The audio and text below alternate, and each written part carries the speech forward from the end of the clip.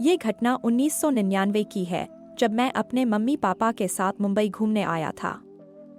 दोपहर को हम मुंबई पहुंचे और एक होटल बुक किया, जो समंदर के करीब था। होटल में चाबी लेते वक्त मैंने मैनेजर की झिझक देखी, लेकिन मैंने ध्यान नहीं दिया। रात को जब मैं बाथरूम से आया, तो आईने में मुझे लगा कोई बड़ी आकृति पीछे मंडरा रही है। मैंने सोचा, ये तो मेरा वहम है। लेकिन रात 12:45 पर पापा अचानक चिल्लाए। उन्होंने कहा कि उन्होंने एक डरावनी औरत का सपना देखा, जो उनका गला घोट रही थी और पूछ रही थी, मेरा पति कहाँ है? ये सुनकर मेरी माँ और मैं डर गए। फिर हमने देखा कि पापा अजीब तरीके से गर्दन घुमा रहे थे और उनकी आवाज भी बदल गई थी। हम चिल्लाते हुए रूम से बाहर भागे। होटल के स्टाफ ने हमें देखा। जब हम वापस आए तो पापा बेहोश थे। अगले दिन पता चला कि यहाँ एक शादीशुदा जोड़ा आया था और रात में उस औरत के पति ने उसका खून कर दिया था।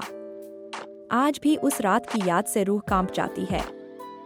ये घटना 1999 की है, जब मैं मेरे मम्मी पापा के साथ मुंबई घूमने आया था।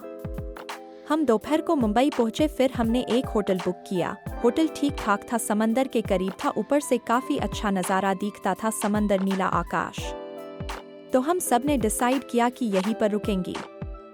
जब हम मैनेजर से रूम की चाबी ली, मैंने गौर किया कि मैनेजर चाबी देने में झिझक रहा था, तब मैंने उतना ध्यान नहीं दिया। फिर हम सामान रखकर घूमने निकले। हम बीच पर घूमे, बहुत एंजॉय किया। हम करीब 10 बजे होटल पहुंचे। बहुत थक गया था मैं। हाथ मुंह धोने के लिए बाथरूम गया। जब मैं मुंह धोकर आईने में देखा तो लगा कोई बड़ी सी आकृति पीछे से मंडरा रही थी। जैसे ही मैं मुड़ा, वह कोई नहीं था। सोचा कोई वहम होगा कहकर मैं इस बात को भूल गया, फिर सोने चला गया। रात को करीब 12:45 को अचानक पापा चिल्लाए। ये सुनकर मैं और मेरी माँ लड़खड़ाकर जागे और पापा को पूछा, क्या हुआ पापा? पापा बोले, कुछ नहीं बेटा, डरावना सपना देखा। एक भयानक चेहरे वाली औरत मेरा गला घोट रही थी और पूछ रही थी, मेरा पति कहाँ है? मेरी तो डर के मारे हालात खराब हुई थी।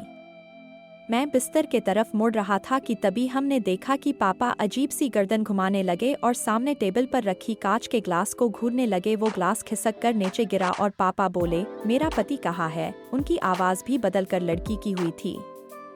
ये मंजर देखकर मैं और मेरी माँ चिल्लाते हुए रूम से नीचे भागे। वहाँ सब होटल वालों का स्टाफ और मैनेजर मौजूद थे। हम सब रूम के तरफ भागे।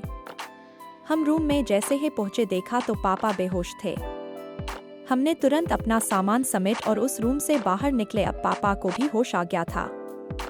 हमने पापा को पूछा तो उनको कुछ भी याद नहीं था।